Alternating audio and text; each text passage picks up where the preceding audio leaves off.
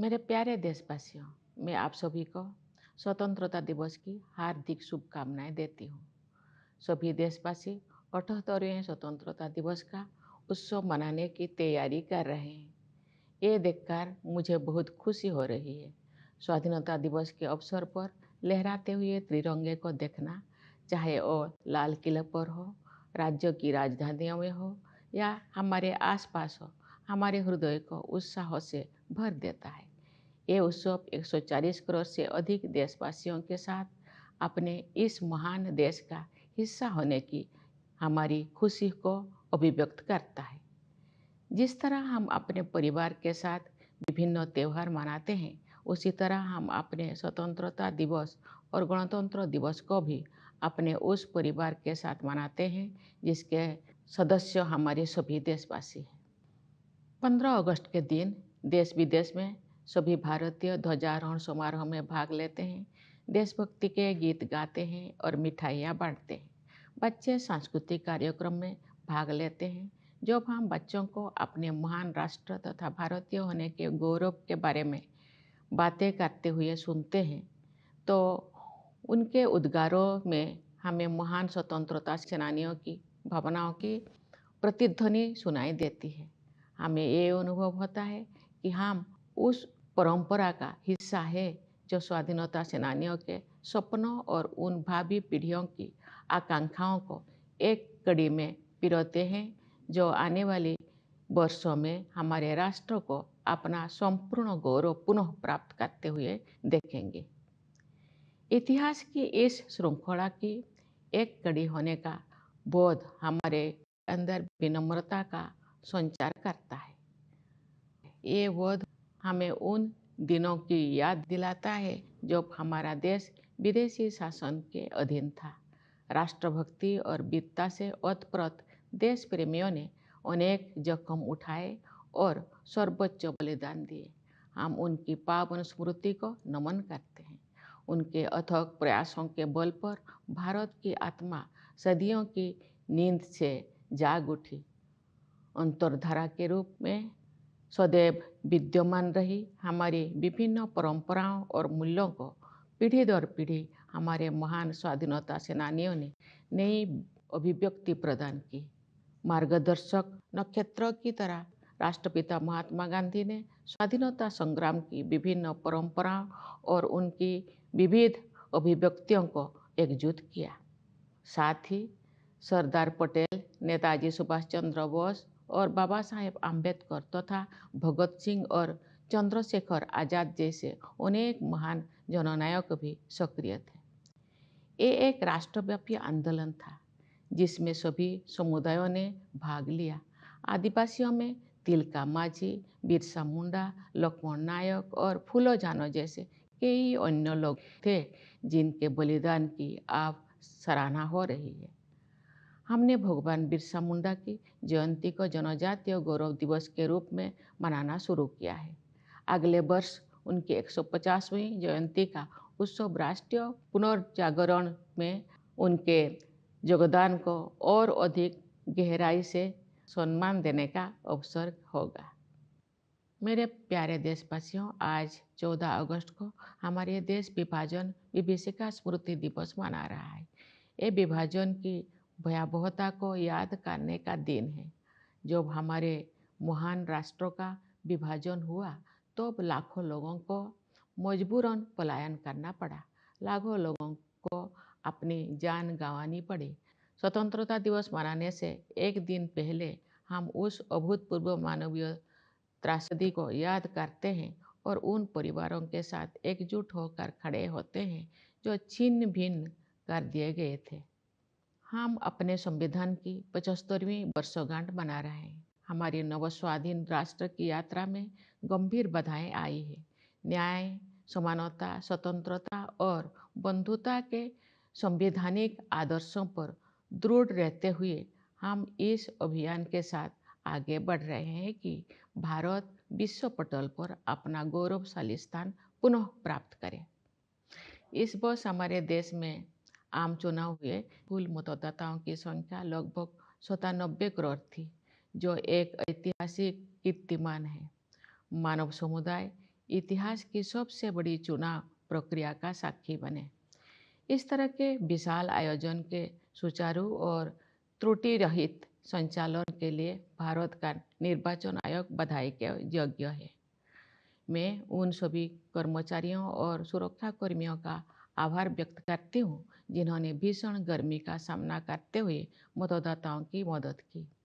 इतनी बड़ी संख्या में लोगों द्वारा मताधिकार का प्रयोग करना वस्तुतः लोकतंत्र की विचारधारा का प्रबल समर्थन है।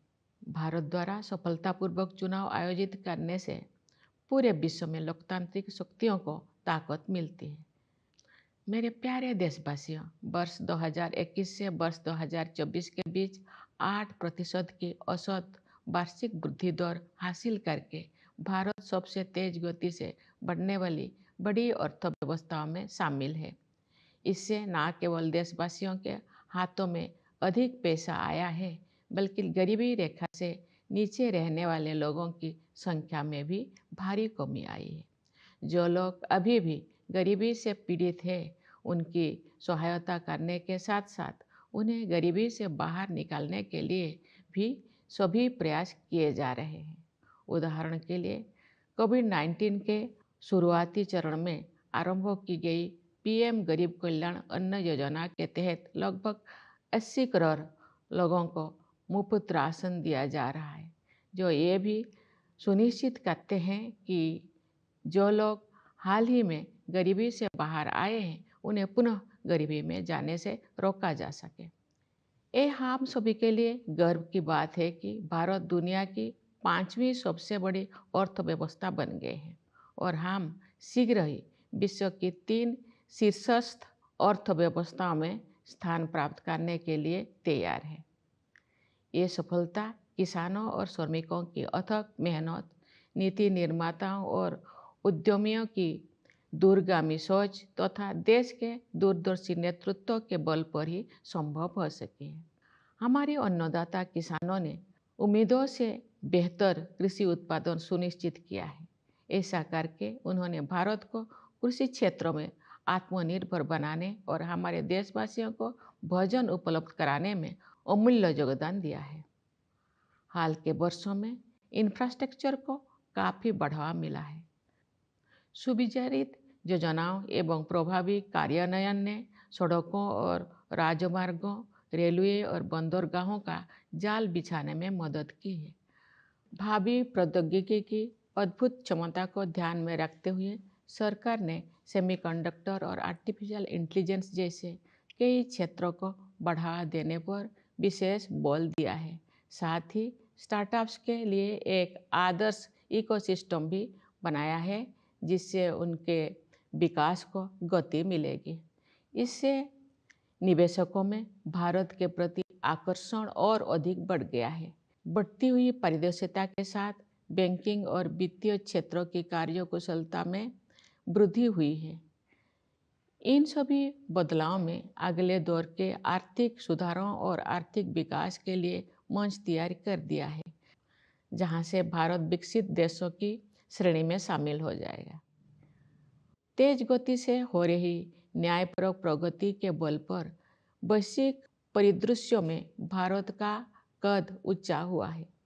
G20 की अपनी अध्यक्षता के सफलतापूर्वक संपन्न होने के बाद भारत में ग्लोबल साउथ को मुखर अभिव्यक्ति देने वाले देश के रूप में अपनी भूमिका को मजबूत बनाया है। भारत अपनी प्रभावशाली स्थिति का उपयोग विश्व शांति और समृद्धि के विस्तार हेतु करना चाहता है। मेरे प्यारे देशवासियों, हमें संविधान निर्माता डॉक्टर B.R. अम्बेडकर के शब्दों को भी सदैव याद रखना चाहिए। उन्होंने ठीक ही कहा था और मैं उन्हें उद्धृत करती हूँ। हमें अपने राजनीतिक लोकतंत्र को सामाजिक लोकतंत्र भी बनाना चाहिए।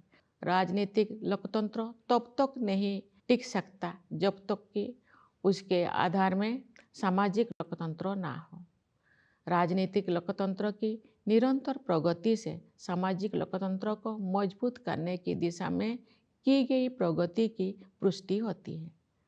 समावेशी भावना हमारे सामाजिक जीवन के हर पहलू में दिखाई देती है। अपनी विविधताओं और बहुलताओं के साथ हम एक राष्ट्र के रूप में एकजुट होकर एक साथ आगे बढ़ रहे हैं। समावेश के साधन के रूप में अफर्मेटिव एक्शन को मजबूत किया जाना चाहिए। मैं दृढ़ता के साथ ये मानती हूँ कि भारत जैसे विशाल देश में कथित सामाजिक स्तरों के आधार पर कलहों को बढ़ावा देने वाले प्रवृत्तियों को खारिज करना होगा। सामाजिक न्याय सरकार की सर्वोच्च प्राथमिकता है। सरकार ने अनुसूचित जातियों, अनुसूचित जनजातियों और समाज के अन्य हाशियों के वर्गों के कल्याण के लिए अनेक अभूतपूर्व कदम उठाए हैं। उदाहरण के लिए प्रधानमंत्री सामाजिक उत्थान एवं रोजगार आधारित जनकल्याण यानी पीएम सूरज का उद्देश्य हाशिए पर के लोगों को सीधे वित्तीय सहायता प्रदान करना है। प्रधानमंत्री जनजातीय आदिवासी न्याय महाअभियान यानी पीएम जनमन ने एक जन अभियान का रूप ले लिया है। इसके तहत विशेष रूप से कमजोर जनजातीय समूह यानी पीवीटीजी की सामाजिक आर्थिक स्थितियों में सुधार के लिए निर्णायक कदम उठाया जा रहा है। National action for mechanised sanitation ecosystem यानी नमस्ते योजना के तहत यही सुनिश्चित किया जाएगा कि किसी भी सफाई कर्मचारी को सीवर और सेप्टिक टैंक की सफाई के जख्म भरे काम को हाथों से नहीं करना पड़ेगा। न्याय शब्दों के सबसे व्यापक अर्थ में अनेक सामाजिक आयाम सम्मानित हैं। उनमें से 2 आयामों पर मैं विशेष रूप से जोर देना चाहूँगी। वे आयाम हैं स्त्री पुरुष के बीच न्यायपूर्ण समानता तथा क्लाइमेट जस्टिस। हमारे समाज में महिलाओं को केवल समानता का ही नहीं बल्कि समानता से भी ऊपर का दर्जा दिया जाता है। हालांकि उन्हें परंपरागत पूर्वाग्रह का कष्ट भी झेलना पड़ा है, लेकिन मुझे ये जानकर खुशी होती है कि सरकार ने महिला कल्याण और महिला सशक्तिकरण को समान महत्व दिया है। पिछले दशक में इस उद्देश्य के लिए बजट प्रावधान में 3 गुना से अधिक की वृद्धि हुई है। श्रमबल में उनकी भागीदारी बढ़ी है। इस संदर्भ में जन्म के समय बेटियों के अनुपात में हुई उल्लेखनीय सुधार को सबसे उत्साहजनक विकास कहा जा सकता है। महिलाओं को केंद्र में रखते हुए सरकार द्वारा अनेक विशेष योजनाएं भी लागू की गई है। नारी शक्ति बंधन अधिनियम का उद्देश्य महिलाओं का वास्तविक सशक्तिकरण सुनिश्चित करना है। जलवायु परिवर्तन एक यथार्थ का रूप ले चुका है। विकासशील देशों के लिए अपने आर्थिक प्रतिमानों को बदलना और भी अधिक चुनौतीपूर्ण है। फिर भी हमने उस दिशा में आशा से अधिक प्रगति की है। ग्लोबल वार्मिंग के सबसे गंभीर कुप्रभावों से पृथ्वी को बचाने के लिए मानव समुदाय द्वारा किए जा रहे संघर्षों में अग्रणी भूमिका निभाने पर भारत का गर्व है। मैं आप सभी से अनुरोध करती हूँ कि आप अपने जीवन शैली में छोटे छोटे किंतु प्रभावी बदलाव करें तथा जलवायु परिवर्तन की चुनौती का सामना करने में अपना महत्वपूर्ण योगदान दें। न्याय के संदर्भ में मैं ये भी उल्लेख करना चाहती हूँ कि इस वर्ष जुलाई में भारतीय न्याय संहिता को लागू करने में हमने औपनिवेशिक युग के एक और अवशेष को हटा दिया है। नई संहिता का उद्देश्य केवल दंड देने की बजाय अपराध पीड़ितों के लिए न्याय सुनिश्चित करना है। मैं इस बदलाव को स्वाधीनता सेनानियों के प्रति श्रद्धांजलि के रूप में देखती हूँ। मेरे प्यारे देशवासियों, आज के युवा हमारी स्वतंत्रता की शताब्दी तक के अमृतकाल को यानी आज से लगभग 1/4 सदी के कालखंड को स्वरूप प्रदान करेंगे। उनकी ऊर्जा और उत्साह के बल पर ही हमारा देश नई ऊंचाई तक पहुंचेगा। युवाओं के मनोमस्तिष्क को विकसित करना तथा परंपरा एवं समकालीन ज्ञान के सर्वश्रेष्ठ आयामों को ग्रहण करने वाले नई मानसिकता का निर्माण करना हमारी प्राथमिकता है। इस संदर्भ में वर्ष 2020 से लागू की गई राष्ट्रीय शिक्षा नीति के परिणाम सामने आ रहे हैं। युवा प्रतिभा का समुचित उपयोग करने के लिए सरकार ने कौशल रोजगार तथा अन्य अवसरों को सुलभ बनाने के लिए पहल की है। रोजगार और कौशल के लिए प्रधानमंत्री की 5 योजनाओं के माध्यम से 5 वर्षों में 4 करोड़ 10 लाख युवाओं को लाभ मिलेगा। सरकार की एक नई पहल से 5 वर्षों में 1 करोड़ युवा अग्रणी कंपनियों में इंटर्नशिप करेंगे।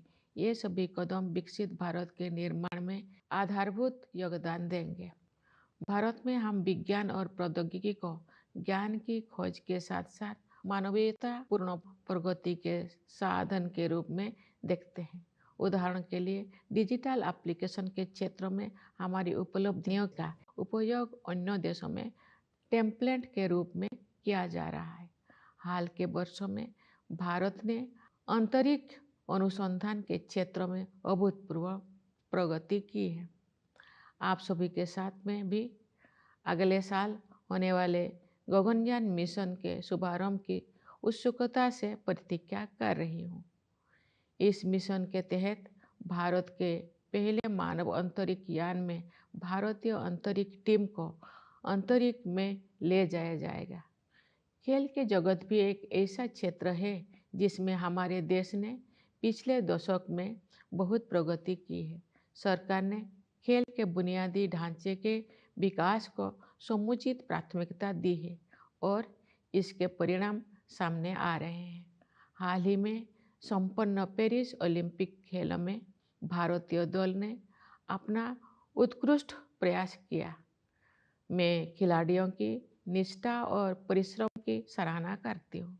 उन्होंने युवाओं में प्रेरणा का संचार किया है। क्रिकेट में भारत ने T20 विश्व कप जीता, जिससे बड़ी संख्या में क्रिकेट प्रेमी आनंदित हुए। शतरंज में विलक्षण प्रतिभा वाले युवा खिलाड़ियों ने देश को गौरवान्वित किया है। इसे शतरंज में भारतीय युग का आरंभ माना जा रहा है। बैडमिंटन, टेनिस और अन्य खेलों में हमारे युवा खिलाड़ी विश्व मंच पर अपनी पहचान बना रहे हैं। उनकी उपलब्धियों ने अगले पीढ़ी को भी प्रेरित किया है। मेरे प्यारे देशवासियों, पूरा देश स्वतंत्रता दिवस मनाने के लिए तत्पर है। इस उल्लासपूर्ण अवसर पर मैं आप सबको एक बार फिर बधाई देती हूँ। मैं सेनाओं के उन बहादुर जवानों को विशेष बधाई देती हूँ जो अपनी जान का जोखिम उठाते हुए भी हमारे स्वतंत्रता की रक्षा करते हैं। मैं पुलिस और सुरक्षा बलों के कर्मियों को बधाई देती हूँ जो पूरे देश में सतर्कता बनाए रखते हैं। मैं न्यायपालिका और सिविल सेवाओं के सदस्यों के साथ साथ विदेशों में नियुक्त हमारे दूतावासों के कर्मियों को भी अपनी शुभकामनाएं देती हूँ। हमारे प्रवासी समुदाय को भी मेरी शुभकामनाएं। आप सब हमारे परिवार का हिस्सा है। आपने अपनी उपलब्धियों से हमें गौरवान्वित किया है। आप सब विदेशों में भारत की संस्कृति और विरासत का गर्व के साथ प्रतिनिधित्व करते हैं। एक बार फिर मेरी ओर से सभी को स्वाधीनता दिवस की हार्दिक शुभकामनाएं। धन्यवाद। जय हिंद, जय भारत।